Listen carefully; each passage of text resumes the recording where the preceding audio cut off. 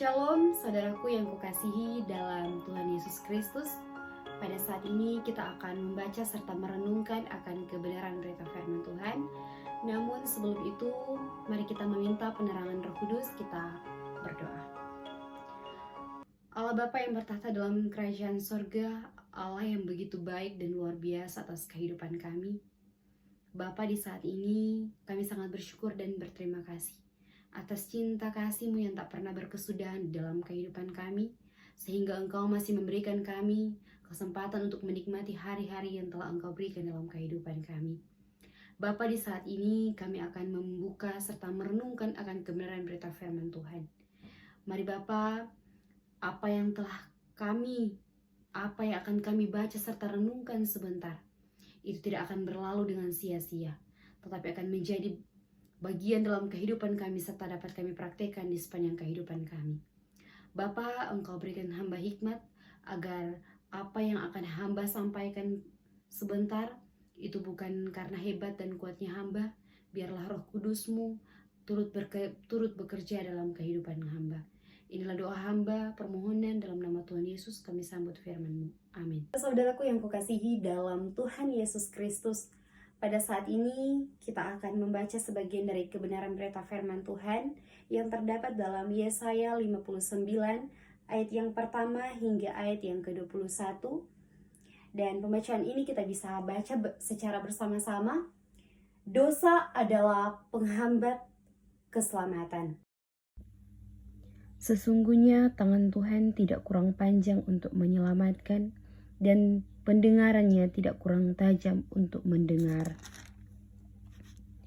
Tetapi yang merupakan pemisah antara kamu dan Allahmu ialah segala kejahatanmu, dan yang membuat dia menyembunyikan diri terhadap kamu sehingga ia tidak mendengar ialah segala dosamu. Sebab tanganmu cemar oleh darah dan jarimu oleh kejahatan. Mulutmu mengucapkan dusta, lidahmu menyebut-nyebut kecurangan. Tidak ada yang mengajukan pengaduan dengan alasan benar, dan tidak ada yang menghakimi dengan alasan teguh. Orang mengandalkan kesia-siaan dan mengucapkan dusta. Orang mengandung bencana dan melahirkan kelaliman. Mereka menetaskan telur ular beludak dan menerima sarang laba-laba. Siapa yang makan dari telurnya itu akan mati, dan apabila sebutir ditekan pecah, keluarlah seekor ular beludak.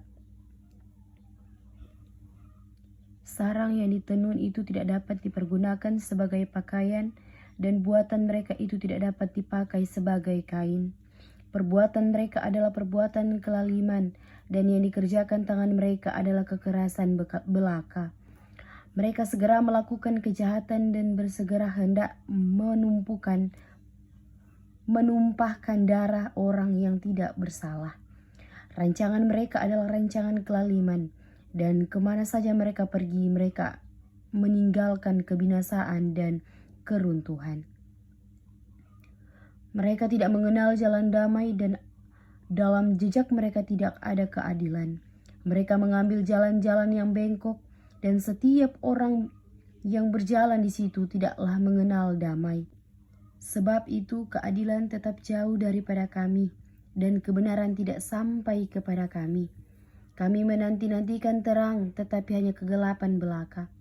Menanti-nantikan cahaya, tetapi kami berjalan dalam kekelaman. Kami meraba-raba dinding seperti orang buta, dan meraba-raba seolah-olah tidak punya mata. Kami tersandung di waktu tengah hari seperti di waktu senja, duduk di tempat gelap seperti orang mati. Kami sekalian meraung seperti beruang, suara kami redup seperti suara burung merpati. Kami menanti-nantikan keadilan, tetapi tidak ada. Menanti-nantikan keselamatan, tetapi tetap jauh dari kami. Sungguh, dosa pemberontakan kami banyak di hadapan-Mu, dan dosa kami bersaksi melawan kami. Sungguh kami menyadari pemberontakan kami, dan kami mengenal kejahatan kami. Kami telah memberontak dan mungkir terhadap Tuhan, dan berbalik dari mengikuti Allah kami. Kami merancangkan pemerasan dan penyelewengan, mengandung dusta dan dalam hati, dan melahirkan dalam kata-kata. Hukum telah terdesak ke belakang, dan keadilan berdiri jauh-jauh, sebab kebenaran tersandung di tempat umum, dan ketulusan ditolak orang. Dengan demikian kebenaran telah hilang, dan siapa yang menjauhi kejahatan, ia menjadi korban rampasan.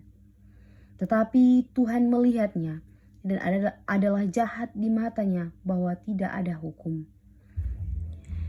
Ia melihat bahwa tidak seorang pun yang tampil, dan ia tertegun karena tidak ada yang membela.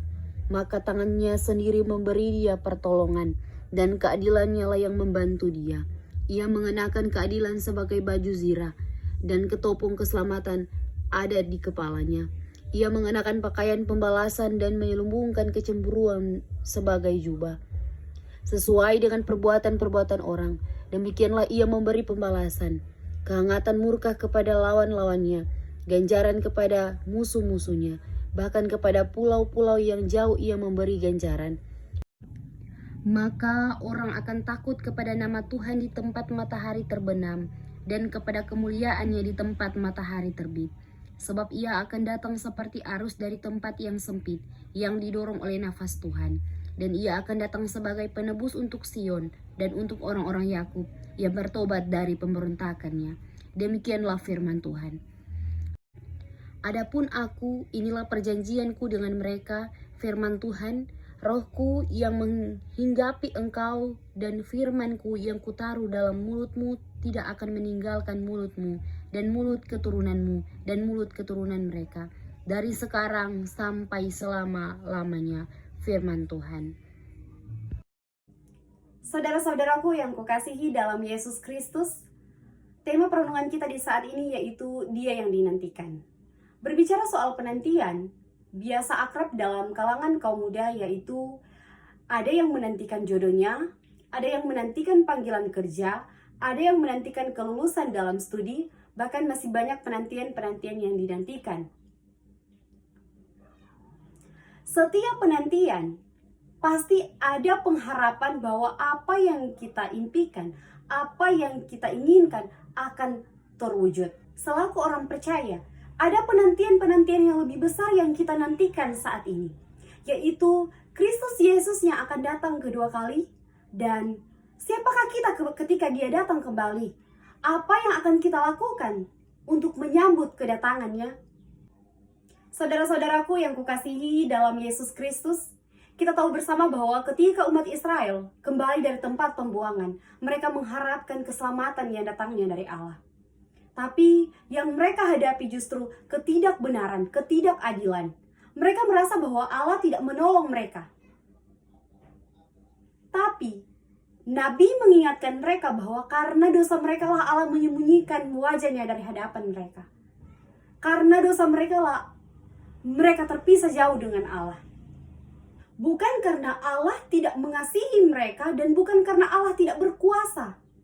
Setelah mereka sadar dan mereka mau bertobat, mengaku dosa mereka, Allah menghendaki mereka agar kembali lagi berbalik kepada Allah untuk melakukan segala sesuatu yang dikehendaki Allah untuk mereka lakukan. Di mana Allah melakukan semuanya itu karena tidak ada seorang pun yang dapat membela mereka, tidak ada yang seorang pun yang dapat menolong mereka. Saudaraku yang kukasihi dalam Yesus Kristus, di mana sekarang ini banyak sekali yang kita lihat kejadian-kejadian di luar sana.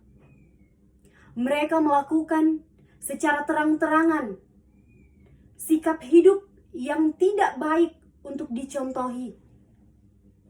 Sikap hidup yang tidak berkenan di mata Allah. Di mana banyak juga kejahatan yang secara transparan yang mereka lakukan, yang tidak berkenan di mata Allah. Sedangkan kasih, kebenaran, keadilan sulit untuk mereka lakukan. Dalam menantinya yang akan datang kembali, kita selaku orang percaya, kita selaku pemuda Kristen, kita diajak untuk melakukan kasih, kebenaran, dan keadilan. Di mana kita dituntut untuk melakukan apa yang baik dan yang berkenan di mata Allah. Tantangan kita selaku kaum muda di masa sekarang ini adalah kita hidup di dunia ini dan tidak melakukan dosa lagi, melakukan segala hal yang dikehendaki Allah untuk kita lakukan. Walaupun banyak sekali tantangan di masa sekarang ini, tantangan kehidupan, pergumulan hidup, tetapi kita harus tetap setia melakukan kasih, kebenaran, dan keadilan. Serta kita mau terus melakukan apa yang berkenan. Kita harus tekun mengerjakan semuanya itu. Tentang kasih, kebenaran, dan keadilan. Sebab bukankah kita harus selalu berjaga-jaga? Sebab kita tidak tahu kapan kedatangannya kembali.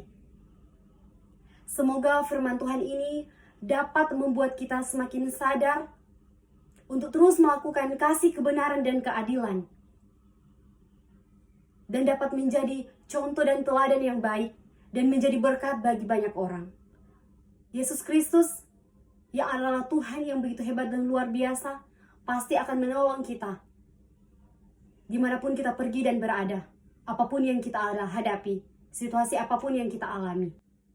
Biarlah dalam masa penantian ini kita dapat mempersiapkan hati dan pikiran kita untuk menjadi pribadi yang lebih baik lagi, yang tetap melakukan kasih, kebenaran, dan keadilan, serta dapat bersukacita dalam situasi dan kondisi apapun.